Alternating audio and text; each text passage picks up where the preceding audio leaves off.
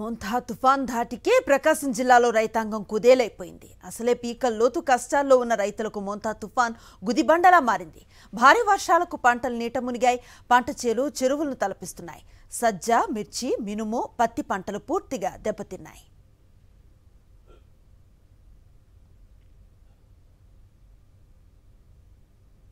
ప్రకాశం జిల్లాలో మోంతా తుఫాన్ విలయానికి సంబంధించి మరింత సమాచారం మా ప్రతినిధి శ్రీనివాస్ అందిస్తారు. మోంతా తుఫాన్ ఎఫెక్ట్ ఉమ్మడి ప్రకాశం జిల్లాని అతలాకుతలం చేసిందని చెప్పొచ్చు.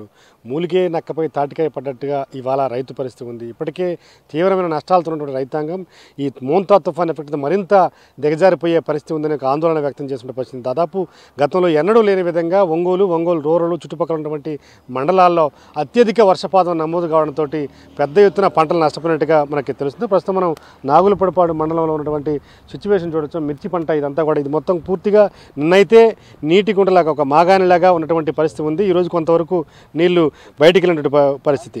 ఈ పంట అంతా కూడా మిర్చి పంట పూర్తిగా దెబ్బతిన్నదని రైతాంగం ఆందోళన వ్యక్తం చేస్తుంది. కంటిన్యూగా చూసుకుంటే కనుక దూరంగా కనిపిస్తున్నటువంటి మాగానిలాగా కనపడుతున్నటువంటి ఆ పొలం కూడా ఇది అందులో మిరప పంట ఉన్నట్టుగా రైతాంగం చెప్తున్నారు. పూర్తిగా మునక్కావడంతో అది మొత్తం పనికి రాకుండా పోయే అవకాశం ఉంది. ఇలా చూసుకుంటే కనుక ప్రకాశం జిల్లా వ్యాప్తంతో పాటు ఉమ్మడి ప్రకాశం జిల్లాలో కూడా భారీగా పంట నష్టం జరిగినట్టుగా అధికార యంత్రాంగం ప్రాథమికంగా అంచనాకి వేసింది.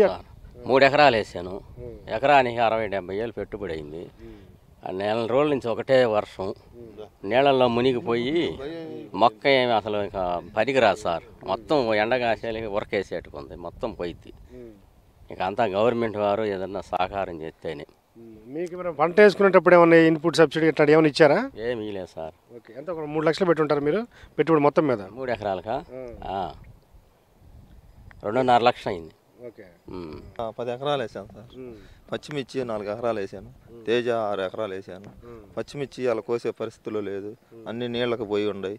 14 రూపాయలు 10 రూపాయలు అడుగుతున్నారు కేజీ. కోత కూలే 15 రూపాయల దాకా జరుగుతుంది. ఈ రకంగా కోసి మేమేం చేయాలి, మాకేం ఆర్దువలంగా ఉంది, అర్థం కాకుండా ఆగిపోయి ఉన్నాం. మీ మండలంలో ఇంకా ఎక్కువ ఏ పంటలు వేస్తారన్నా? మిరప, వరగేసాము, పత్తి వేసాము, కూరగాయలు దోస వేసాము, టమాటా వేసాము.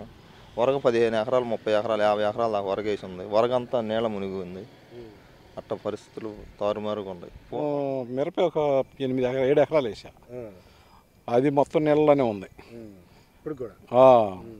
వరకు ఒక 15 ఎకరాలు వేసా నేను. అది కోద్దాం అనుకునేలాకి వర్షం పడింది.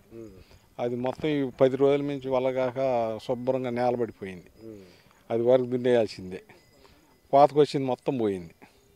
వరకు 15 ఎకరాలు మిరప నీళ్ళలోనే ఉంది.